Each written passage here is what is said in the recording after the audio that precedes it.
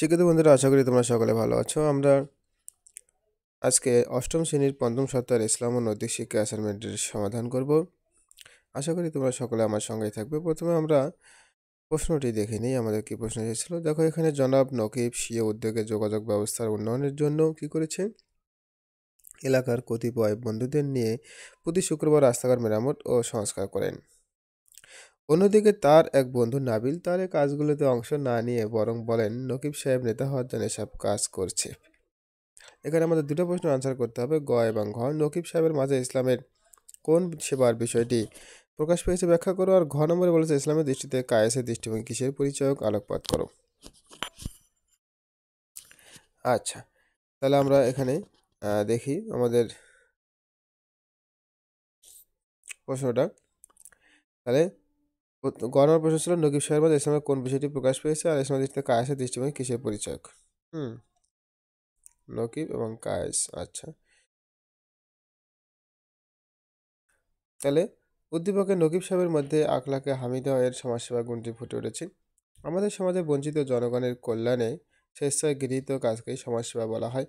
উদ্দীপকে বর্ণিত নকিব সাহেব প্রতি শুক্রবার তার বন্ধুদের নিয়ে সেই উদ্যোগে যোগাযোগ ব্যবস্থা উন্নয়নের জন্য এলাকার কতিপয় বন্ধুদের নিয়ে রাস্তাঘাট মেরামত ও সংস্কার করেন। এই কাজ তিনি নিজ উদ্যোগেই করে থাকেন। সমাজে নানা শ্রেণী ও পেশার লোক বাস করে, তারা সকলের সমান নয়, তাদের সুযোগ সুবিধাও সমান নয়। কেউ বিপুল সম্পদের অধিকারী, আবার কেউ কপর্তকহীন।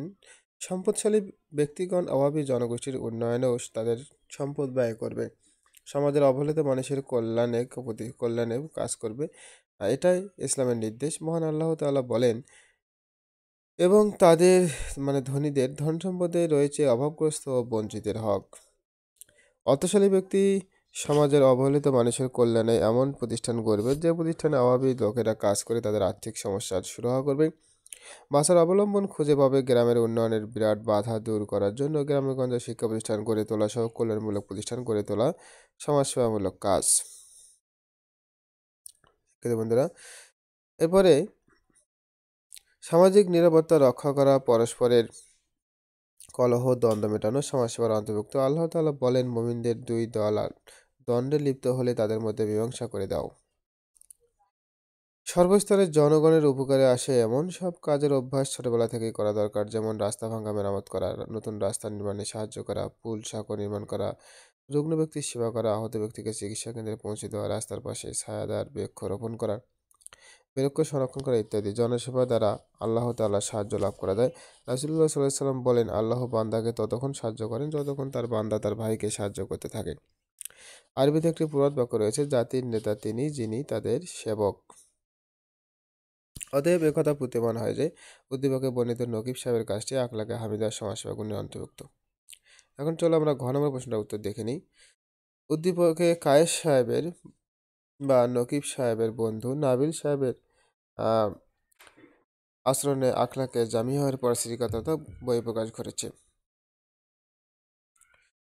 আচ্ছা, উদ্দীপকে বর্ণিত নকিব সাহেবের সমস্যামূলক কাজ দেখে তার বন্ধু নাবিল সাহেব কোনো ধরনের সহযোগিতা না করে বলে বেড়াচ্ছেন নকিব সাহেবের কাজগুলো নেতা হওয়ার জন্য করেছেন। পরিস্থিতিগততা একটি মারাত্মক ব্যাধি। এ ব্যাধি বহু কারণে সৃষ্টি হয়, যেমন শত্রুতা, অহংকার, নিজের সদিচ্ছ নষ্ট হওয়ার আশঙ্কা, নেতৃত্ব, লোভ ইত্যাদি। এসব কারণে এক ব্যক্তি অপর ব্যক্তির প্রতি হিংসা বিদ্বেষ করে থাকে। ইসলাম এই কাজগুলোকে হারাম ঘোষণা করেছে। পরিস্থিতিগততার অপকারিতা সীমাহীন। হযরত আদম আলাইহিস সালাম এর পদমর্যাদা দেখে ইবলিস তার প্রতি ঈর্ষান্বিত হয়। ফলে সে অভিশপ্ত হয় এবং আল্লাহ তাআলার দয়া থেকে বঞ্চিত হয়। মানব সৃষ্টির পর ঈশ্বরের কারণে সর্বপ্রথম পাপ সংঘটিত হয়। আদম আলাইহিস সালামের পুত্র কাবিল পরিস্থিতিগত বশবর্তী হয়ে তার আপন ভাই হাবিলকে হত্যা করে। পরিস্থিতিগততা মানুষের পূর্ণ কাজগুলোকে ধ্বংস করে দেয়। এই প্রসঙ্গে মহানবী সাল্লাল্লাহু আলাইহি সাল্লাম বলেছেন, আগুন যেমন শুকনো কাঠকে জ্বালিয়ে ছাই করে দেয়, পরিস্থিতিগততা তেমনি পূর্ণকে ধ্বংস করে দেয়। পরিস্থিতিগততা মানুষের শান্তি বিনষ্ট করে, মনে অশান্তির আগুন জ্বালিয়ে রাখে। পরিস্থিতিগত ব্যক্তি আল্লাহ এবং মানুষের কাছে ঘৃণিত। কেউ তাকে ভালোবাসে না, কেউ তাকে বন্ধু হিসেবে গ্রহণ করে না। সমাজের লোকেরা তাকে এড়িয়ে চলে। পরিস্থিতিগততা সমাজে ঝগড়া, ফাসাদ, মারামারি ও অশান্তি সৃষ্টি করে। মানুষের মনে অহংকার সৃষ্টি হয়। অহংকার মানুষের পতন ঘটায়। আল্লাহ তাআলা কুরআন মাজিদে পরিস্থিতিগততা থেকে বেঁচে থাকার শিক্ষা দিয়েছেন। কুরআনে বর্ণিত হয়েছে, অর্থ আর হিংসুকের পরশ্রীগতার অংশ থেকে আশ্রয় চায় যখন সে হিংসা করে। সেটা ফলাকের 5 নম্বর আয়াত। অতএব আমরা বুঝতে পারি যে নাবিল সাহেবের কাজটি পরশ্রীগতার পরিচায়ক। সেক্ষেত্রে বন্ধুরা, যারা দেখুন আমার সাথে ছিল তাদের সকলকে ধন্যবাদ জানাচ্ছি। যারা আমার চ্যানেলটি সাবস্ক্রাইব করেছে তাদেরকে অসংখ্য ধন্যবাদ। যারা করোনি তাদেরকে সাবস্ক্রাইব করে নাও এখনই।